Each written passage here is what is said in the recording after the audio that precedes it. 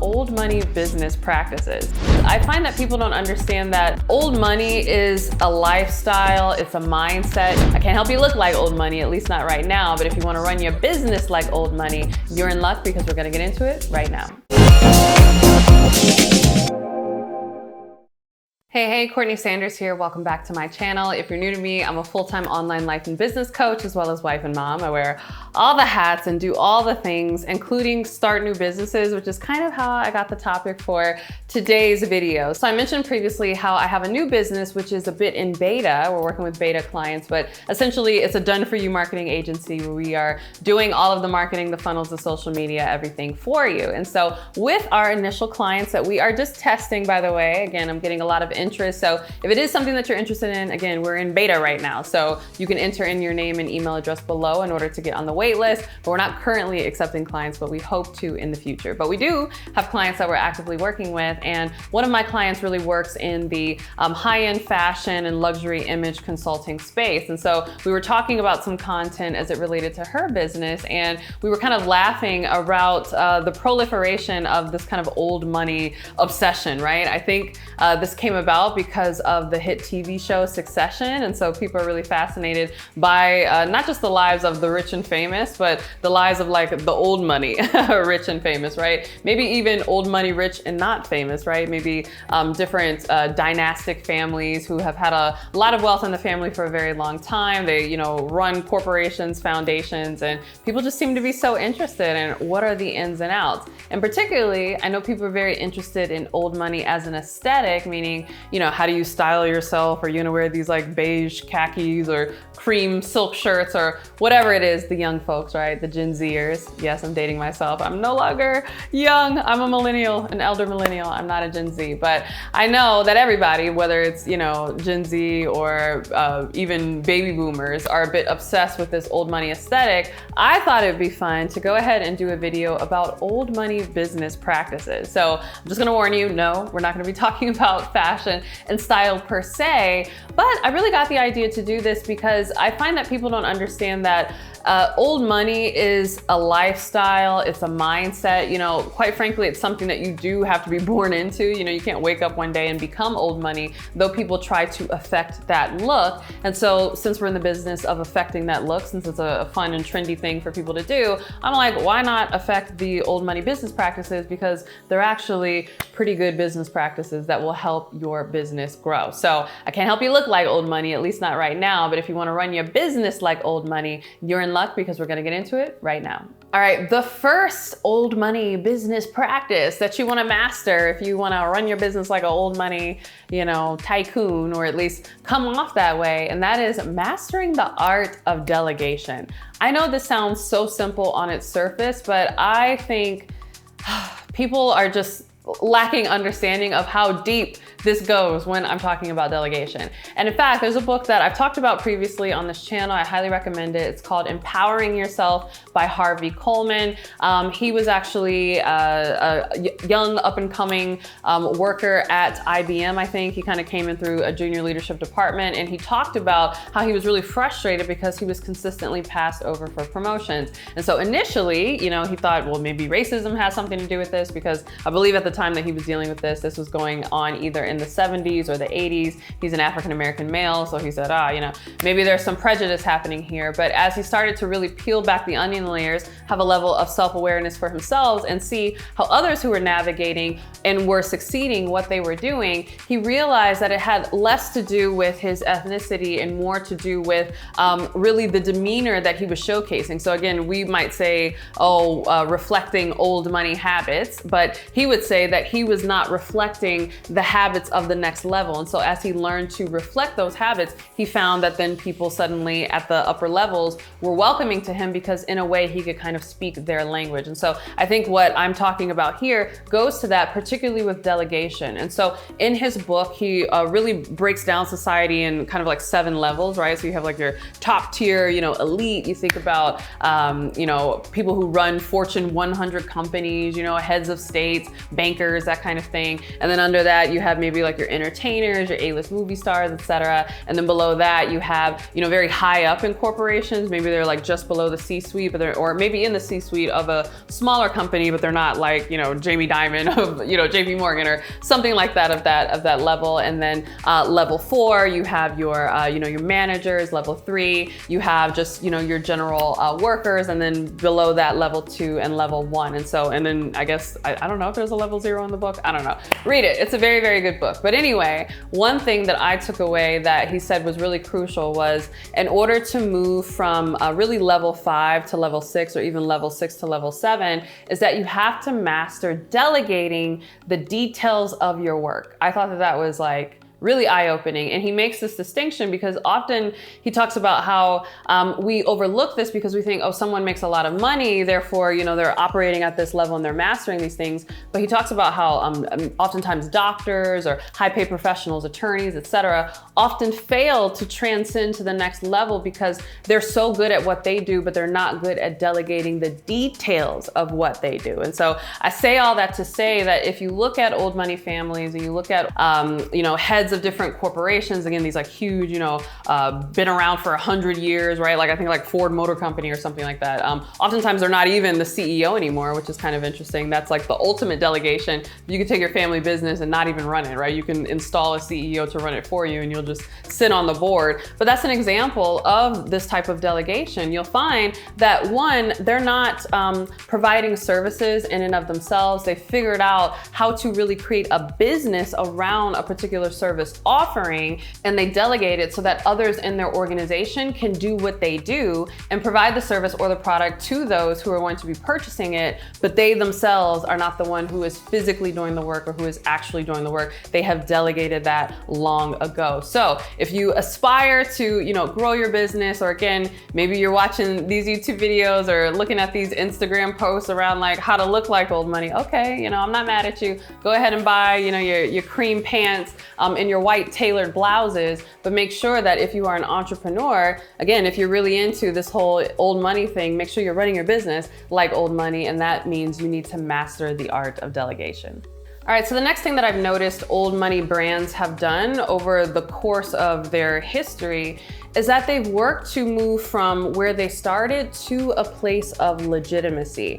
And so what I mean by that is oftentimes these old money brands, old money businesses have very meager, humble beginnings, just like any of our businesses today. In fact, they've been around for so long, sometimes we can forget that, especially when we think about these household names, right? So, we walk into Nordstrom and don't think much of it as a store, but we forget that John Nordstrom was actually a person. Or we squeeze, Heinz ketchup or mustard on our hot dog and don't think much of it, but forget that Heinz is a last name. It was actually a person. So a lot of these brands that have been around for decades, maybe even a century or more, oftentimes had humble beginnings, but the original founder of that, whether it was say Coco Chanel or the patriarch of the Cartier family, right? I've read that book, I've talked about that a lot. It's been very eye-opening for me just in terms of how the Cartier family really made a name for themselves in the area of jewelry and grew from there. You will find that, again, they start from humble beginnings, but they really work quickly to establish a level of legitimacy and even leadership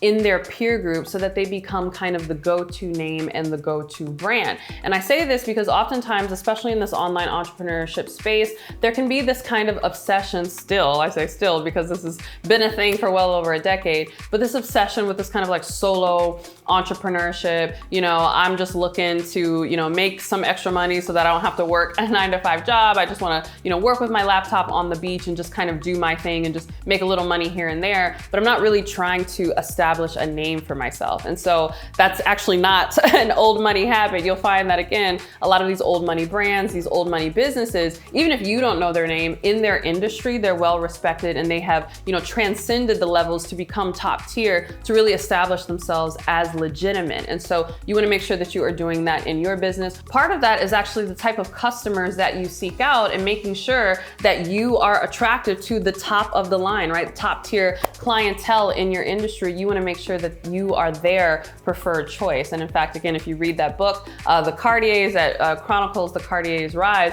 you'll see that this is exactly what they did. The original patriarch of the Cartier dynasty, you know, jewelry family, originally started in watchmaking and just kind of, you know, jewels, but there was nothing really distinct from the other jewelers in Paris at that time. But he decided, you know what? I'm gonna make, you know, the Cartier name mean something. I'm gonna strive for legitimacy. And so he started to work very hard to attract the attention of royalty, right? So he created jewelry for a lot of the royal families throughout Europe and even India, and that really established the Cartier name. And so if you look back at the history of a lot of these different brands, you'll find that there was a turning point when they did that. First, they were just kind of, you know, craftsmen, workers of their craft, you know, providing their particular service, making an honest living, and just kind of living their lives. But there's usually some distinct choice, or sometimes it happened by accident, or shall we even say providence, where they were catapulted into, you know, the top tier of their industry because of something that they were able to do. So we look at brands like Disney, again, Heinz Ketchup, Cartier, Coco Chanel, etc. These brands all made sure that they legitimized themselves. And so if you are a small business owner and you're, again, inspired by this whole old money discussion, make sure that that's something that you focus on as well. All right, you might ask yourself, well, you know, how do I legitimize my business? Like, how do I get in front of, you know, top tier clients and top tier customers in order to do that? That actually goes to the third step of operating your business like old money, which is networking. Yes, old money, they network like crazy. But again, they network amongst people who can contribute ultimately to their goals. And so they're connecting, you know, with movers and shakers who, yes, are going to provide that level of legitimacy to their business, but, you know, have resources that they might be interested in exchanging with them for their service or maybe their support in a different area. You'll often find, especially just in the affluent crowds in general, because trust is oftentimes the bigger issue, right? I think for many of us, price, you know, can be the biggest issue, or for a lot of customers that you speak with, especially in the mass market, it's like, how much does something cost, right? That is the main thing. But again, when you're talking about old money, you're talking about people who have trust funds and who have had money for generations. Money is not necessarily the primary factor, right? And that's not to say that they're careless, or, you know, there's plenty of old money people who have a level of frugality, but the price is not the primary focus. One, it's value, but more than that, it's trust, right? It's discretion, it's service. You know, am I going to get the level of service that I'm looking for? Am I going to get the privacy and the discretion that I am looking for? And oftentimes that's not something that can really be advertised. That's something that kind of comes through word of mouth, through the network, right? So you want to connect with other people who would be in a position to know, and they will often tell you, you know, what are the best products and services based on their own personal experience. So old money, but just in general, the well-to-do crowd tends to do business with people they know, right? Know, like, and trust, right? That trust factor is super huge, because oftentimes when you're operating at that level, you have more to lose, right? And so you want to make sure that you are working with service providers and product providers who really understand the position that you're in life, and, you know, who don't take the opportunity to do business with you lightly. And so again, you'll find the old money crowd, they network like crazy for that reason. And so if you want to run your business like old money, and perhaps, you know, down the line you would want to become old money one day, granted, I don't know that you would become old money, but maybe your children or your grandchildren would become old money because of your success. If that's a goal that you have for yourself, then make sure you are networking, that you are cultivating a really great reputation. Again, you are doing that whole legitimacy thing, you are legitimizing your business, and you are getting in circles with people who have the power to really put your business on, as they say, and to really do business with you and support you, and to, you know, share your name in those networks where it really matters. All right, I have more where that came from, but first I want to hear from you. Are you into this old money craze? Do you watch the show Succession? It's totally okay. Share in the comments below. All right, the fourth old money business practice that you'll want to adopt is that of partnering. Now, I know you might be thinking, well, how is that different from networking, which you just spoke about?